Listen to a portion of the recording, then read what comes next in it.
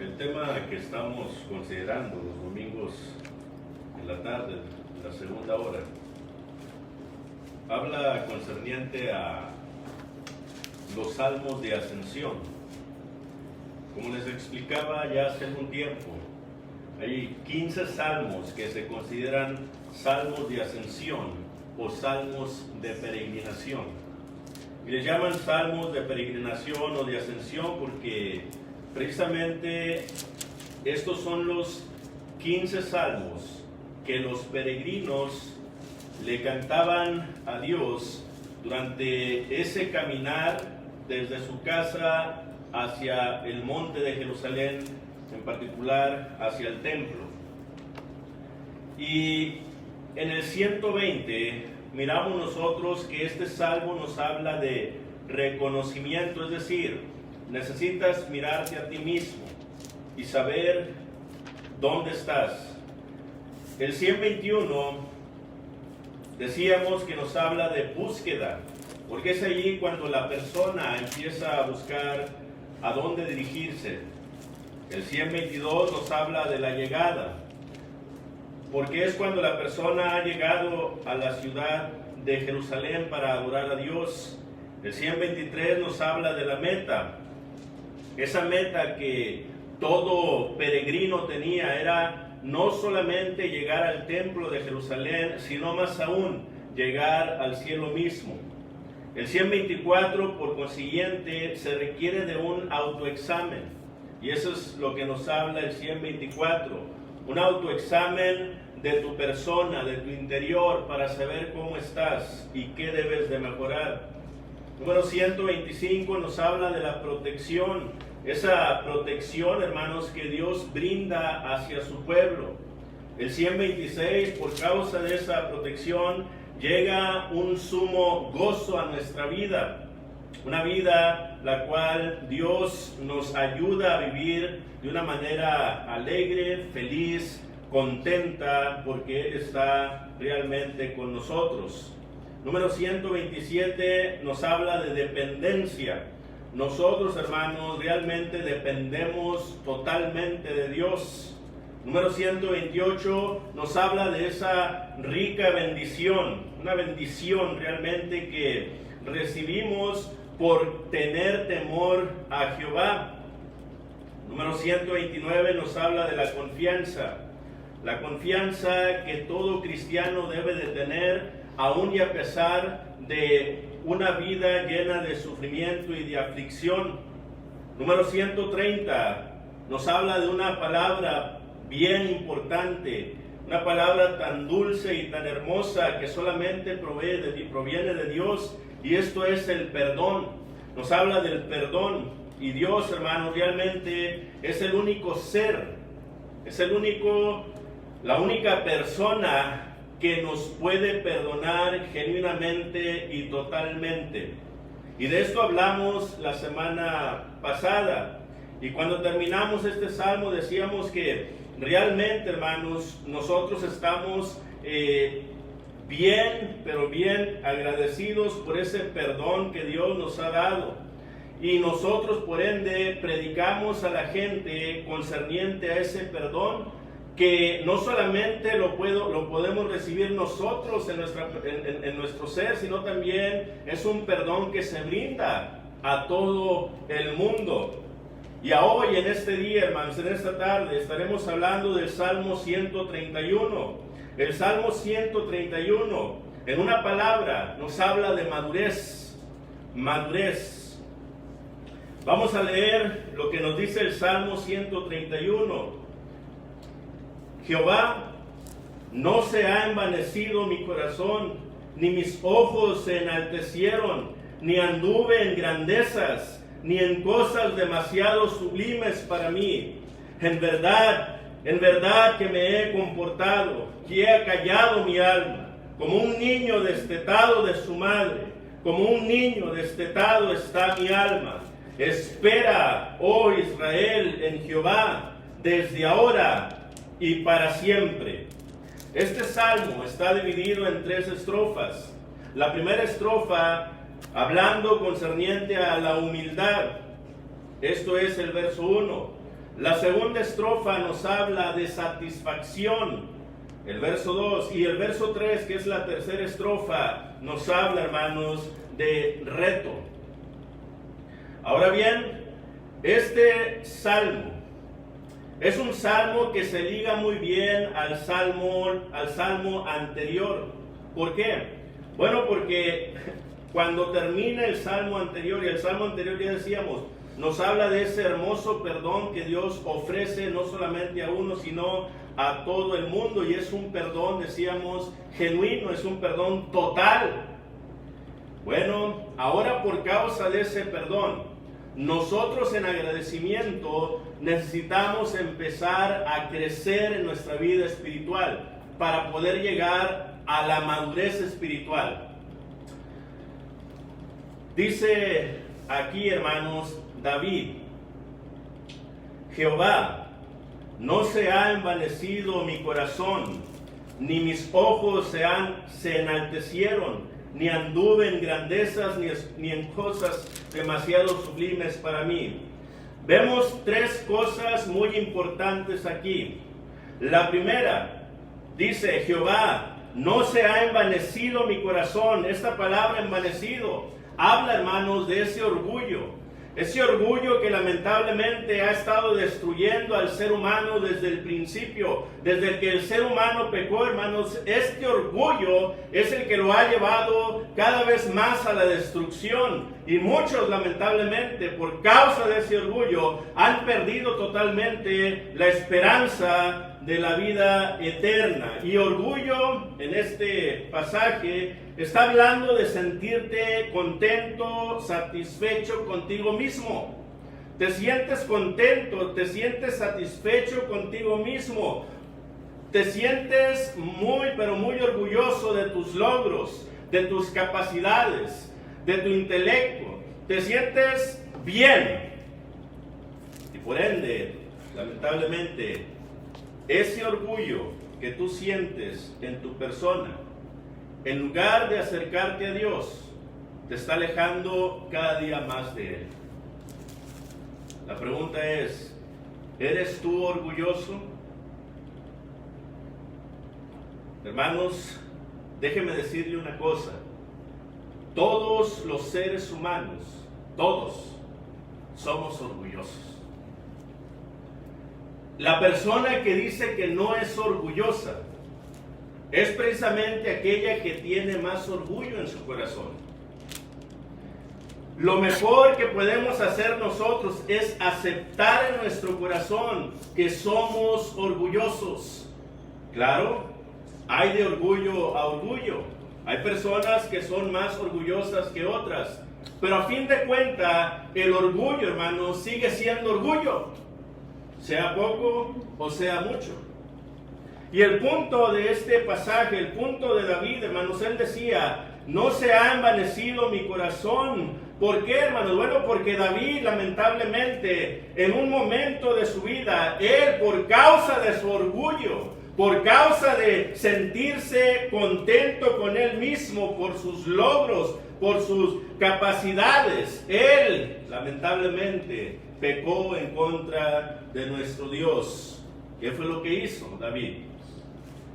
En 1 de Crónicas, capítulo 21, nos dice el pasaje allí en 1 de Crónicas, en el capítulo 21, donde, hermanos, nos habla de aquel censo que David realizó. Un censo que él no debió de haber realizado, puesto que no era el tiempo de realizarlo y Dios ni siquiera se lo había mandado. Pero lamentablemente este censo que él realizó, lo hizo más que nada por causa de su orgullo. Lo hizo, ¿por qué? Porque él se empezó a sentir bien de él mismo, por esos logros, por esas guerras, por esas victorias que había obtenido. No él, sino Dios. Pero lamentablemente empezó a entrar el orgullo en su corazón, y esto lo llevó a censar, a contar, hermanos, al pueblo para su propia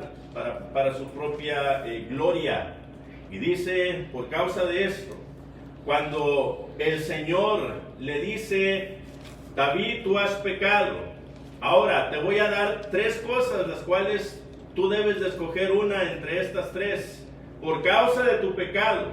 Mira mira bien lo que te voy a decir y qué es lo que tú vas a escoger. Dice allí el capítulo 21, versículo 12. Escoge para ti o 3 años de hambre, o 3 meses ser derrotado delante de tus enemigos con la espada de tus adversarios, o por 3 días la espada de Jehová, esto es, la peste en la tierra, y que el ángel de Jehová haga destrucción en todos los términos de Israel. Mira pues, ¿qué responderé al que me ha enviado? Le pregunta el profeta. Y David, hermanos, dice, bueno, honestamente yo no quiero que padezcamos de hambre, y tampoco quiero ser derrotado por mis enemigos y ser perseguido. Ya me cansé de ser perseguido. ¿Por qué, hermanos? Porque por 7 años había sido perseguido por Saúl, imagínense. Sí, él ya estaba cansado de esto. ¿Y qué fue lo que escogió? La última, por 3 días que la espada de Jehová esté sobre el pueblo. Hermanos, y por causa de este pecado, por causa de su orgullo, 70,000 hombres murieron en esta ocasión. Nos dice el versículo 14. 70,000 hombres. Y todo por el orgullo. Hermanos, el orgullo, lamentablemente, es un mal, un veneno, que no solo te destruye a ti, sino también a tus seres queridos y también a terceras personas. El orgullo ha destruido congregaciones enteras. El orgullo, hermanos, lamentablemente ha dividido ciudades enteras, pues países enteros. Porque el orgullo es un grave pecado que necesitamos aprender a sacar de nuestro ser. Y David lo aprendió a la mala. Aprendió, y lo aprendió a la mala, hermanos. Nabucodonosor, por otro lado, en Daniel capítulo 4, versículos 30 al 33, este rey, el cual era el rey más grande del mundo existente de ese momento, cuando viene Nabucodonosor, hermanos, y toma el poder por sobre todo el mundo, el reino de Babilonia, el que estaba gobernando a través de todo el mundo, ¿qué fue lo que sucedió? Tuvo un sueño, y soñó que en un árbol grande, hermanos, y frondoso, el cual crecía hasta el cielo y daba sombra a aquellos que estaban debajo de él. Pero este árbol fue cortado, y él estaba indignado por causa de este sueño, y empezó a llamar a sus magos, empezó a llamar, hermanos, a sus adivinos, los cuales no pudieron interpretarle el sueño. Pero sí hubo uno que se lo pudo interpretar, y este fue Daniel. Cuando viene Daniel le dice, mira, esto es lo que va a pasar, tú eres aquel árbol frondoso, pero lamentablemente, por causa de tu orgullo, vas a ser cortado, y te van a sacar, y vas a vivir como animal. Pero déjame decirte una cosa, si tú te humillas en este momento, eso no te va a pasar, y Dios te va a enaltecer. Pero ¿qué fue lo que pasó, hermanos, con Nabucodonosor? ¿Hizo caso? No. Sino que él, en los versículos 30 al 33, sale fuera de su ciudad, sale fuera de su casa, hermanos, viendo aquellos jardines colgantes, que era una de las maravillas en ese entonces, se enorgullece y dice, he aquí la gran Babilonia, la cual yo he edificado.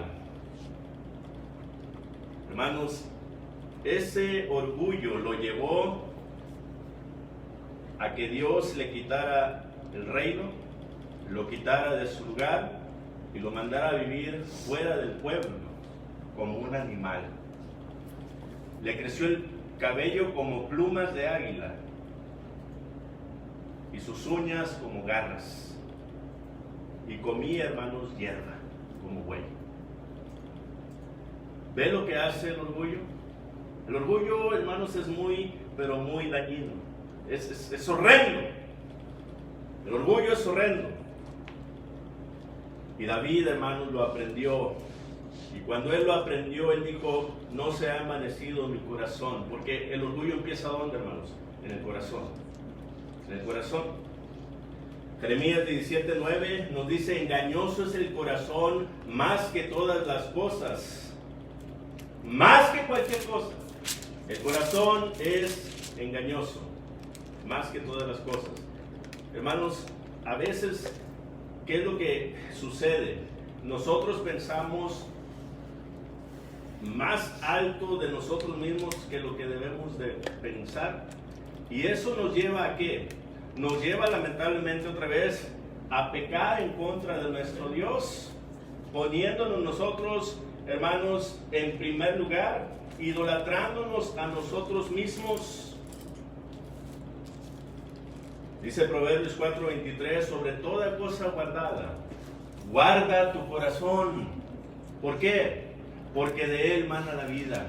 Es importante que nosotros, hermanos, guardemos nuestro corazón, y esto es, tú vas a poner tu corazón en un frasco, en un cofrecito, hermanos, donde vas a ponerlo allí, le vas a poner llave y te vas a asegurar que nadie más tenga esa llave, para que no venga otra persona y abra ese cofrecito e introduzca cosas malas en ese corazón. El corazón está hablando en el contexto de este pasaje de los pensamientos, de la mente, de la mente.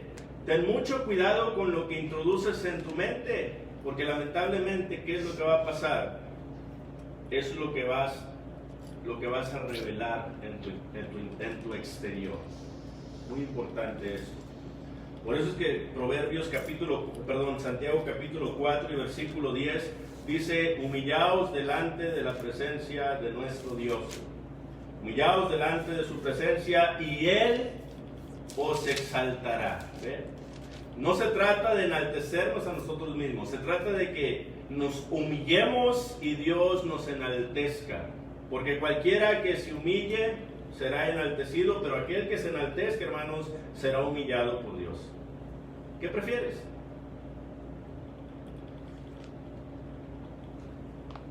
La segunda palabra que miramos allí en este verso 1: ni mis ojos se enaltecieron. Y aquí está hablando de arrogancia. La arrogancia va ligada, hermanos, al orgullo. Pero la arrogancia va más allá del orgullo, ya que empiezas a mirar a los demás con desprecio, porque te crees mejor, y empiezas a mirar a los demás hacia abajo, porque te sientes superior a los demás. Hermanos, y eso es a lo que te lleva el orgullo. Te lleva a mirar a los demás como inferiores a ti mismo. Pero ¿qué es lo que nos dice la palabra? Filipenses capítulo 2 y versículo 3. Hermanos, ¿qué es lo que nos dice ahí la palabra? Bueno, nos dice que nosotros debemos de mirar a nuestros hermanos como superiores. ¿A qué? ¿A quién? A nosotros mismos. Debemos de mirar a los demás como superiores a nosotros mismos. Otras versiones dicen como más importantes o como mejores que nosotros.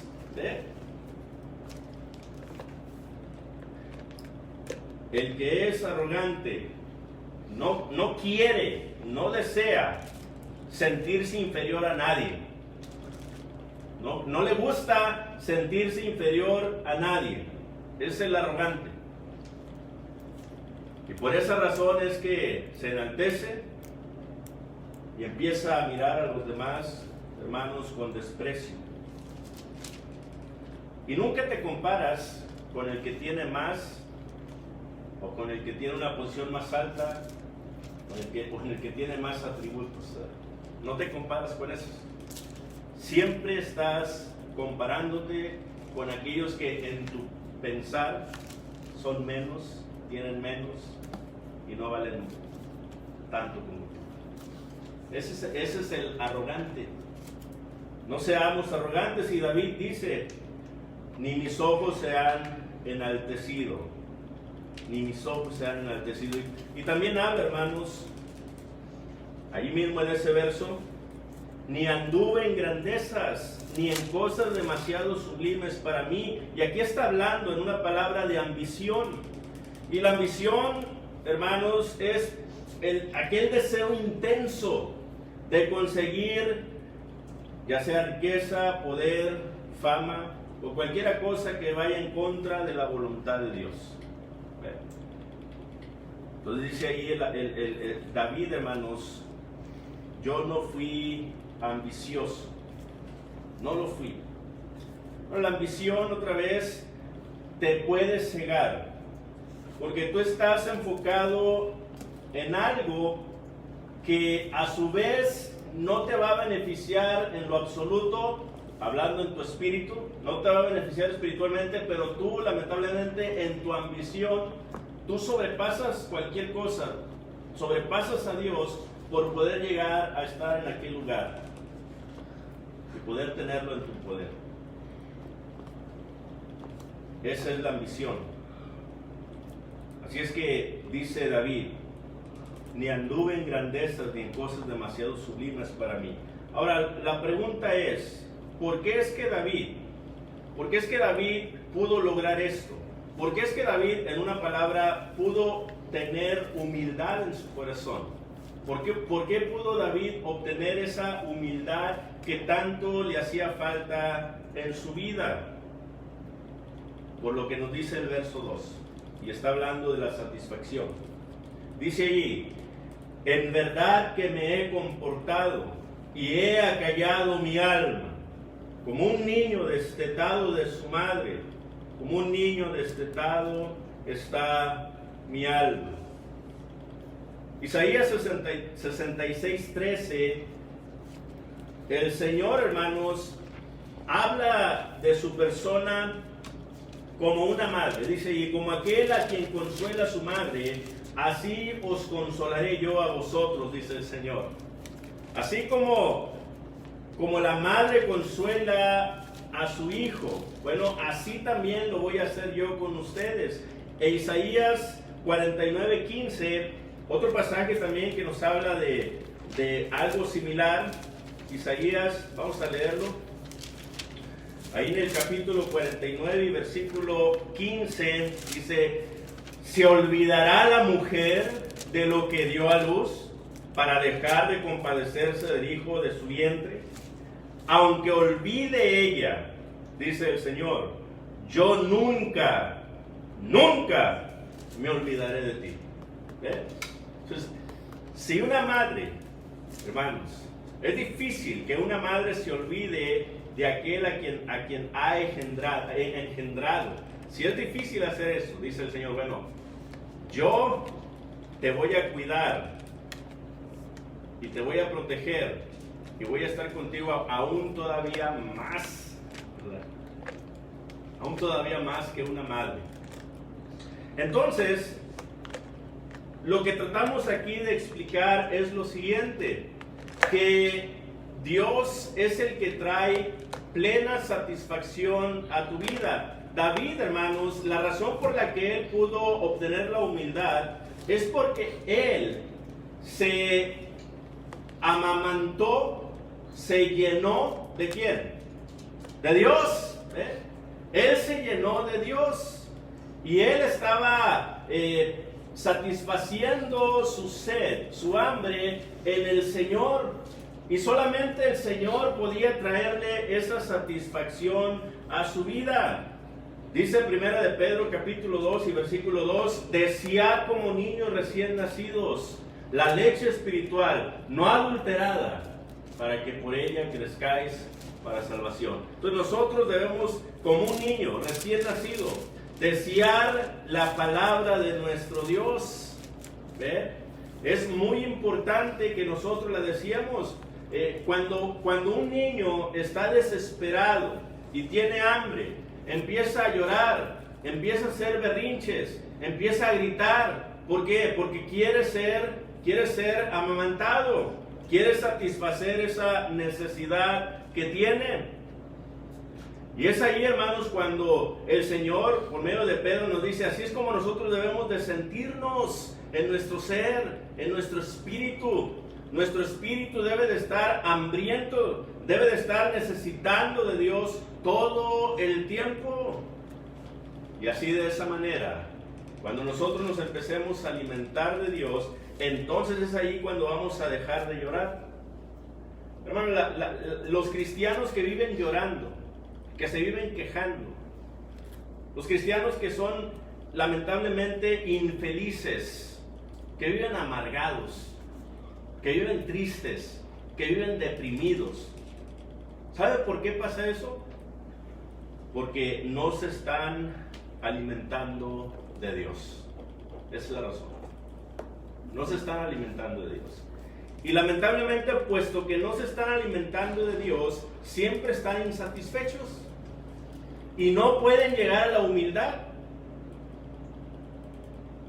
¿Por qué? Porque no están recibiendo, hermanos, esa palabra viva que tanto necesitan.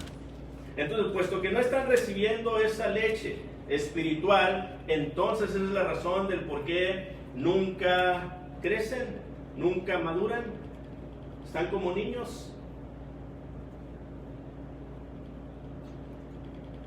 Miren lo que dice Hebreos capítulo 5, versículos 11 al 14.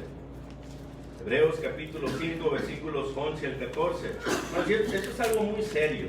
Esto no es de juego. Debemos de tomar esta palabra que nos dice aquí el escritor muy a pecho. Necesitamos sembrarla en nuestro corazón, porque de no hacerlo, entonces vamos a terminar como estas que describe aquí el escritor. Dice: acerca de esto tenemos mucho que decir y difícil de explicar. ¿Por qué está difícil de explicar? Por cuanto os habéis hecho tardos para oír.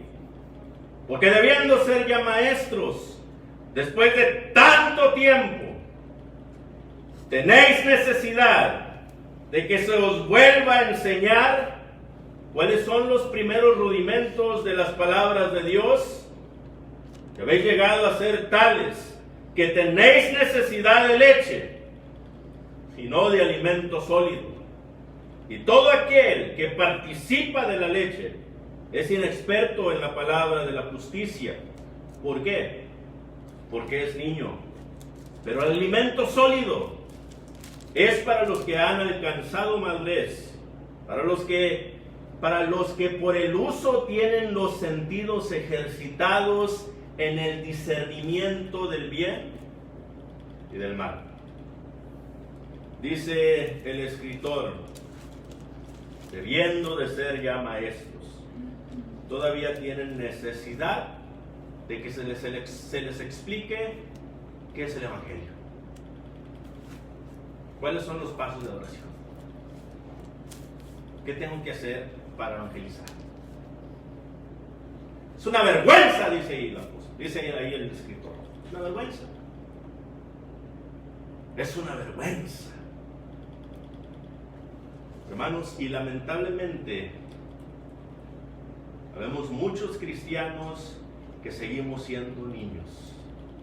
Y nos jactamos y decimos: tengo 20, tengo 30, tengo 40 años en el cristianismo. Pero nunca se han convertido realmente. Nunca lo han hecho. Y es una tristeza, porque ni siquiera saben explicar a la gente el Evangelio.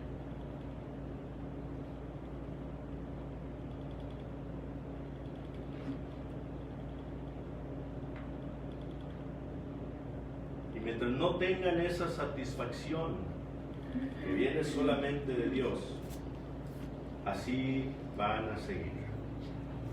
Así van a estar, estancados. Y nunca van a poder salir de esa cosa. Nunca. Nunca. Por eso es que dice ahora David al final, en el verso 3, la tercera estrofa. David ahora está realizando un reto muy importante para Israel. Espera, oh Israel, en Jehová, desde ahora para siempre. Es decir, mira, en otras palabras, esto es lo que está diciendo David. Mira, pueblo de Dios, ustedes que se jactan de ser el pueblo de Dios, yo les quiero hacer este reto. Y el reto es el siguiente: que ustedes aprendan a satisfacerse solamente en Dios. Para que cuando ustedes se satisfagan en Dios y se sientan llenos, se sientan contentos, se sientan totalmente cubiertos de Él, entonces es allí cuando ustedes van a poder obtener esa humildad que todo hijo de Dios necesita. Y es un reto, hermanos, no solamente para el pueblo de Israel, sino también aún todavía para nosotros. Ese es el reto. Es para nosotros el reto, es para nosotros. Es para nosotros ese reto. Debemos nosotros de esperar en Jehová. Esto es, confía plenamente en Dios todo el tiempo. No se trata de confiar cuando todo está bien. No, eso es fácil de hacer. Se trata de confiar, hermanos, cuando el agua la traemos aquí en el bogote, que sentimos que ya no podemos más. Se trata de confiar cuando no tenemos un pan que comer en nuestra casa. Se trata de confiar cuando estamos llenos de enfermedad. Se trata de confiar, hermanos, cuando pensemos o cuando nos sintamos en ocasiones que ya no hay esperanza. Se trata de confiar genuinamente en Dios. Solamente así vamos a poder salir del pozo. Solamente así. Por eso es que cuando nosotros, hermanos, nos lleguemos a satisfacer de Dios, que empecemos a satisfacernos en Dios, entonces van a ser esa genuina humildad de nuestro ser. Y esa humildad, hermanos, esa humildad nos va a llevar a la madurez. ¿Sabe cómo se mira un cristiano maduro? Siempre hablamos de un cristiano maduro, de cómo se mire y qué es lo que hace, ¿no? ¿Sabe cómo se mira un cristiano maduro? Un cristiano maduro, hermanos, es una persona, es un cristiano que nunca se siente mal por lo que los demás le hacen. Fíjense, nunca se siente mal, no importa el daño que le hagan, no importa si le matan a un hijo o a su cónyuge o si lo maltratan a él. Un cristiano maduro sigue amando a esa persona y no le desea ningún mal y le predica el evangelio. Pero a veces, lamentablemente, fíjese, ¿quieres saber qué tan inmaduro eres? Porque no te saludó el hermano, porque te hizo una mueca, te pasó de largo y no te dijo adiós. Estás tan ofendido, tan dolido, tan dañado, que ya no quieres volver a ver a esa persona, ese hermano. Son niñerías, son chiflazones. Necesitamos empezar a crecer ya. Y lo digo por mí, hermanos, en mi persona, pero es una exhortación para todos. Por muchos años estuve perdiendo el tiempo yo. Por muchos años perdiendo el tiempo. Pero Dios me ha tenido misericordia. Y Dios sigue teniendo misericordia para todos. Porque Él espera que tú recapacites y empieces a madurar. Hermanos, hablaba nuestro hermano José de la santidad. En mi persona, últimamente he pensado mucho en esa palabra, santidad. Da una excelente definición el hermano de santidad. Santidad quiere decir apartado, sí, pero ¿apartado de quién? Apartado del mundo, para el servicio de Dios. ¿Ve? Eso es santidad. Y cuando un cristiano logra ser santo, esta frase que sigue retumbando en mi mente, hermanos, y se las he mencionado anteriormente, pero sigue retumbando en mi mente, un cristiano santo es un arma poderosa en las manos de Dios. ¿Lo cree? Sí, hermanos. Dios está dispuesto a usarte a ti para lograr grandes cosas, no para tu gloria, sino para la gloria de Dios. Él lo puede hacer. No importa si te encuentras en lo más bajo, en lo más profundo, Él te puede sacar de ahí. Solamente hay que confiar. Más hay que echarle ganas, hay que seguir adelante. No hay que desanimarnos. A veces las pruebas, las situaciones de la vida nos quieren tumbar, nos golpean duramente, nos golpean con fuerza. Pero déjenme decirle una cosa. Todos de alguna manera sufrimos y todos estamos siendo azotados. Pero Dios nos promete que si somos resistentes y confiamos en Él todo el tiempo, nos satisfacemos en Él y nos humillamos ante su presencia, entonces, hermanos, entonces Él va a hacer grandes cosas en nuestra vida. Dios nos bendiga.